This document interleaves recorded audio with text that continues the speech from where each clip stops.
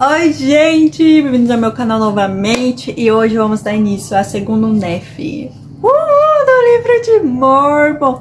Amei! Então, há uns dias atrás nós fizemos a série de primeiro Nephi, tem um link de livros aqui embaixo no YouTube para você clicar e assistir todos. Então eu quero fazer essa série para ajudar todos a ler o livro de Mormon de uma forma mais divertida, porque dessa forma foi quando eu ganhei meu testemunho. Então eu tô lendo com vocês e compartilhando algumas ideias e enfim, algumas piadinhas no meio. Então realmente é um devocional todo dia sobre o livro de Mormon que eu quero fazer aqui com vocês.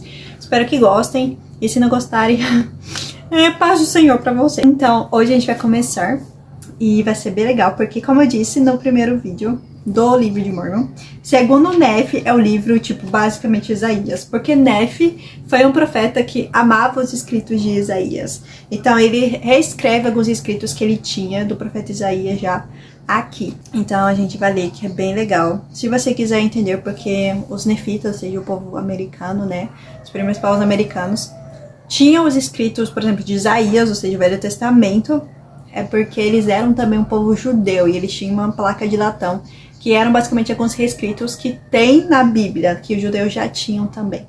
Então é isso, basicamente eles trazem pra cá, pras Américas. E me desculpem, eu moro numa fazenda e tem galos cantando às 4 horas da tarde, então me desculpem pelo barulho. Mas antes de começar esse devocional sobre o livro de Mormon, vamos fazer uma oração? Vamos, eu posso fazer? Obrigada.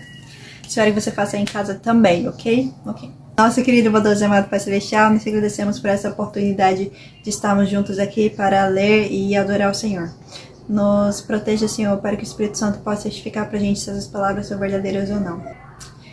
Me desculpa pelo galo que tá cantando, mas nos ajude a manter o espírito ainda. Traga seu espírito a todas as pessoas que assistirem esse vídeo e obrigada pela inteligência e pela internet por estarmos fazendo isso. Em nome de Jesus Cristo, amém.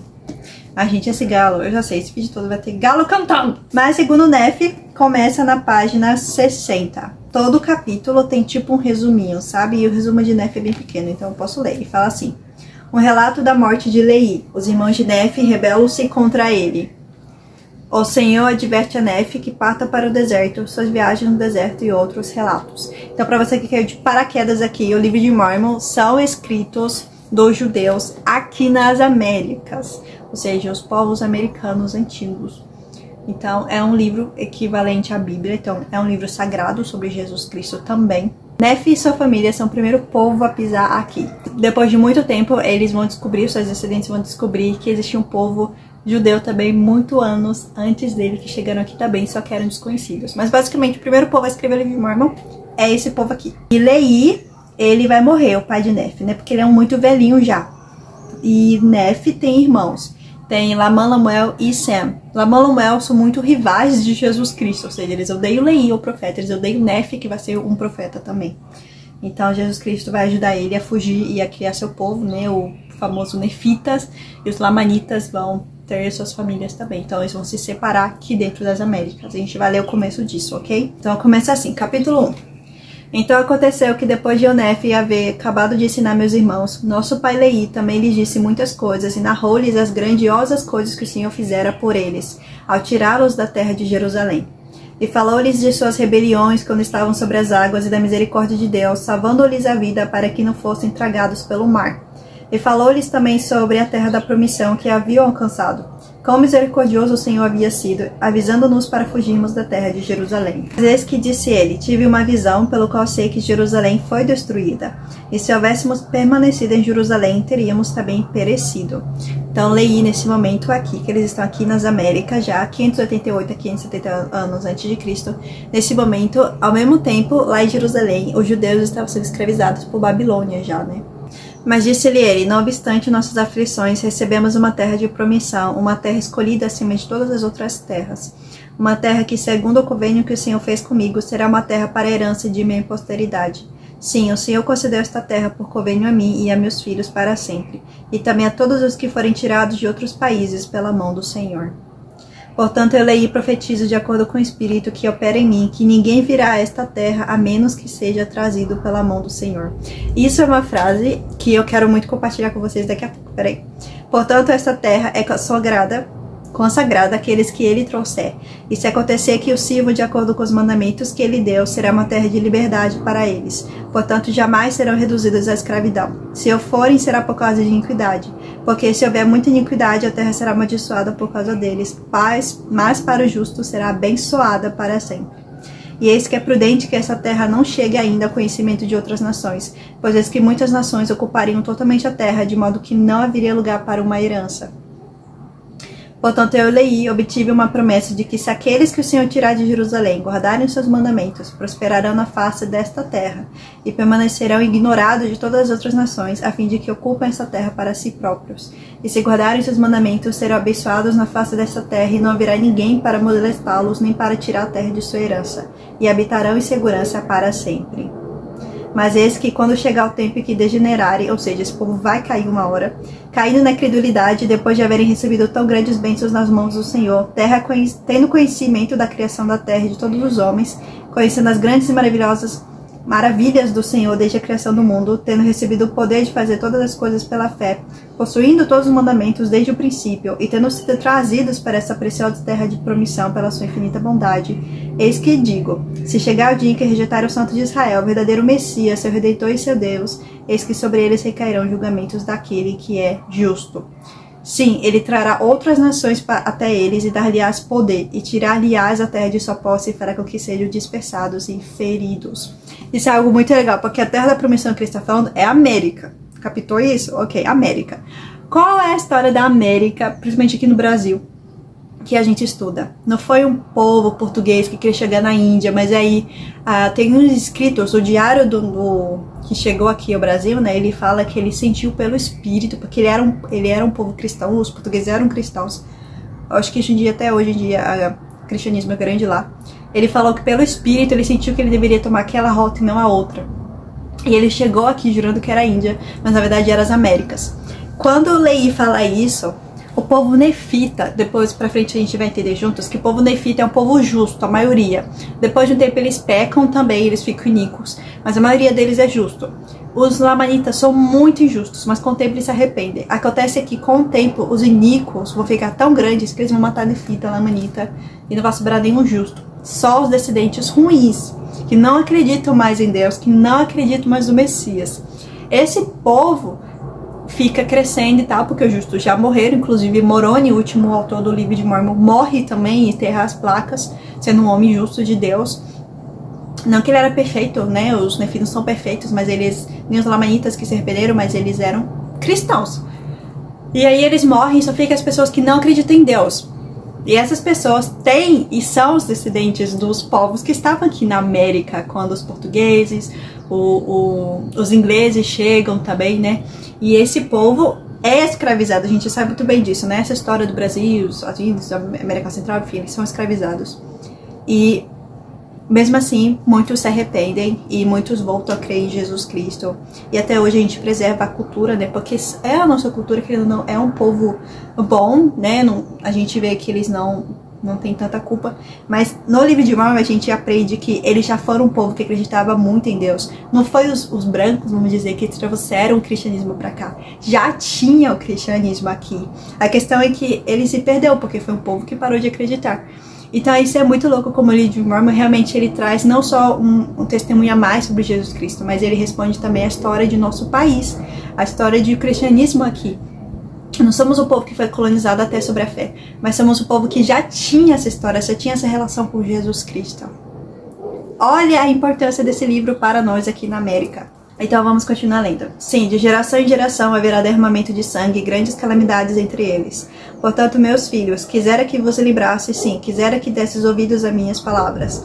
Quisera que acordasseis de um profundo sono, sim, do sono do inferno, e sacudisseis as pavorosas correntes que vos prendem, que são as correntes que prendem os filhos dos homens, de modo que são levados cativos ao eterno abismo da miséria e da dor. Despertai e levantai-vos do pó, e ouve as palavras de um pai trêmulo, cujos membros logo poreis na fria e silenciosa sepultura, da qual nenhum viajante pode retornar. Uns dias mais irei pelo caminho de toda a terra. Estava se despedindo já, né? Mas eis que o Senhor redimiu a minha alma do inferno. Eu contemplei a sua glória. Estarei eternamente envolvido pelos braços de seu amor. E desejo que vos lembreis de observar os estatutos e os juízos do Senhor. E eis que isto tem sido a preocupação de minha alma desde o princípio. Meu coração tem se enchido de pesar de tempos em tempos, pois tenho temido que pela dureza de vosso coração, o Senhor vosso Deus vos visite na plenitude de sua ira, de modo que sejais condenados e destruídos para sempre. Ou que vos advenha uma maldição pelos passos de muitas gerações, e sejais visitados pela espada e pela fome, e sejais odiados e conduzidos de acordo com a vontade e cativeiro do diabo. Ó meus filhos, que estas coisas não vos sucedam, mas que sejais um povo escolhido e favorecido pelo Senhor. Porém seja feita a vontade dele, porque seus caminhos são retidão para sempre. E ele disse, se guardardes meus mandamentos, prosperareis na terra, mas se não guardardes meus mandamentos, sereis afastados de minha presença. Esse é o mandamento que Deus, Jesus Cristo, nele dá muito bem para a família de Leí quando eles chegam aqui. Que simplesmente é para guardar os mandamentos, essa terra vai ser abençoada, porque esta é uma terra escolhida. E realmente a gente vê que a América toda, ela tem muitas coisas naturais que em outros lugares não tem, né? Por exemplo, uma coisa muito natural que todo mundo conhece é a Amazônia. Então, realmente é uma terra de herança, ela é muito preciosa, né? E agora, para que minha alma se regozije convosco e meu coração possa deixar este mundo com alegria por vossa causa, para que eu não vá para a sepultura com pesar e dor, levantai-vos do pó, meus filhos, e sede homens e determinados em um só pensamento e em um só coração, unidos em todas as coisas, para não cairdes em cativeiro, para que não sejais amaldiçoados com uma terrível maldição, e também para não incorredes no desagrado de um Deus justo, trazendo sobre vós a destruição, a eterna destruição, tanto da alma como do corpo. Despertai, meus filhos, cingi a armadura da retidão, sacudi as correntes com que estáis amarrados, e sai da obscuridade e levantai-vos do pó. Não vos rebeleis mais contra vosso irmão, cujas visões têm sido gloriosas e que tem guardado os mandamentos desde quando deixamos Jerusalém. Ou seja, ele está falando isso de arrependimento para Lamã e Lemuel, especificamente para Lamã e Lemuel, porque eles estavam atacando Nefe já, né? E que foi um instrumento nas mãos de Deus para trazer-nos para a terra da promissão. Porque se não fosse por ele, teríamos perecido de fome no deserto. Não obstante, tentastes tirar-lhe a vida. Sim, ele padeceu muito por causa de vós. E eu tremo e temo excessivamente que por vossa causa ele venha a sofrer de novo. Pois eis que o haveis acusado de tentar exercer autoridade e o poder sobre vós. Eu sei, porém, que ele não procurou poder nem autoridade sobre vós, mas procurou a glória de Deus e o vosso bem-estar eterno. Caraca. E por ele ter vos falado claramente, haveis murmurado. Dizeis que ele foi severo, dizeis que ele se ofereceu convosco. Eis porém que sua severidade é a severidade do poder da palavra de Deus, que estava nele. Isso aí, Jesus. E o que chamais ira era a verdade segundo se acha em Deus, a qual ele não pode refrear, tendo-vos mostrado corajosamente vossas iniquidades. E é necessário que o poder de Deus esteja com ele para que obedeçais ao seu comando. Eis porém que não foi ele, mas sim o Espírito do Senhor que estava nele, que lhe abriu a boca para falar de maneira que não podia fechá-la. E agora meu filho, Lamã e Lemuel e Sem, e também vós, meus filhos, que sois filhos de Ismael, eis que se derdes ouvidos à voz de Nefe, não pereceis. Ou seja, ela aí já designou Nefe como o profeta, né? Na verdade, Jesus Cristo. Ele já deu essa autoridade, né? Depois que ele morresse. E se o escutardes, eu vos deixo uma bênção. Sim, minha primeira bênção. Mas se não escutardes, retirarei minha primeira bênção. Sim, a minha bênção, e ela recairá sobre ele. Caraca. E agora Zoram falo a ti. Eu amo Zoram. Quem lê o primeiro Nefe sabe, ele é incrível. Eis que tu és o servo de Labão. Não obstante, foste trazido da terra de Jerusalém, e sei que és o verdadeiro amigo de meu filho Nefe para sempre.